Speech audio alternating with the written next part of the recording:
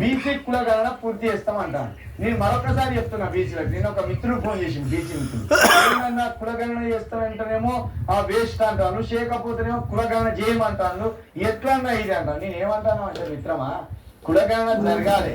మరి కులగణన జరిగినాక మనులు పోయి ఎక్కడ కూర్చోవాలి?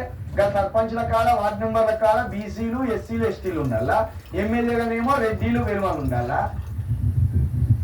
119 మంది ఎమ్మెల్యేలు ఉంటే 60 మంది ఎమ్మెల్యేలు బీసీలు ఉండద్దా అంటున్నా నేను. కులగణన జరిగేది సీఎం కాన్సెన్స్ జరగాలి కదా. సీఎం గా ఒక బీసీనో ఒక ఎస్సీనో ఉండాలి. కానీ ఈ సేమ్ మళ్ళీ ఇది కూడా మనువాదం లెక్క ఉన్నది మిత్రులారా. ఇప్పుడు మనువాదం ఎట్లుంటుందంటే, మనుధర్మం, మను అనేటువంటి ఒక ధర్మం రాసి, ఈ మనుధర్మంలో ఎట్లుంటుందంటే, ఒకటి బ్రాహ్మణులు గొప్పలు, వీళ్ళు పైన ఉంటారు. 2 వైశ్యులు, కోటలు, వ్యాపారాలు చేసుకోవచ్చు. 3 క్షత్రియులు, వీళ్ళు పాలకులు, రాజ్యం వీళ్ళ చేతులు ఉంటాయి. 4 శూద్రుడు, వీళ్ళు ఈ 3, ఈ క్షేత్రులకు, వైశ్యులకు, బ్రాహ్మణులకు వీళ్ళు సేవకులు. ఇది స్ట్రక్చర్. నిచ్చెన మెట్ల వర్ణ వ్యవస్థ అంటారు. సేమ్ ఇప్పుడు ప్రజాస్వామ్యంలో కూడా గట్టిన అవుతాను. దేశంలో పైన బ్రాహ్మణులు, మళ్ళీ అక్కడికి వచ్చింది కథ.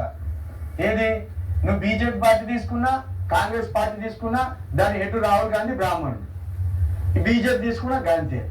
ఇక రాష్ట్రాల కాడికి వచ్చే వరకు సీఎంగా ఇక్కడ రెడ్డి ఉన్నాడు, మంత్రులు రెడ్డిలు ఉన్నారు. మళ్ళీ కింద గ్రామ పంచాయతీకి వచ్చే వరకు బీసీలు, ఎస్సీలు, సర్పంచులు ఉంటారు. సేమ్ మళ్ళీ వీళ్ళంతా వీళ్ళకానే ఉంటారు. అదే ప్రజాస్వామ్యంలో కూడా గదే స్ట్రక్చర్ ఉన్నది. కాబట్టి నేను ఆ బీసీ మిత్రునికి ఏం చెప్పిందంటే, మనం కులగణన చేయండి, ఏ ప్రజలు ఎంతమంది ఉన్నారో తేలాలి లెక్క. ఆ లెక్క తెలిసినా తెలియకపోయినా బీసీలే ఎక్కువ మంది ఉంటారు ఈ దేశంలో. బీసీల తర్వాత ఎస్సీలు ఉంటారు, తర్వాత ఎస్టీలు ఉంటారు. అది లెక్క చేసినా చేయకపోయినా బీసీలే ఎక్కువ ఉంటారు.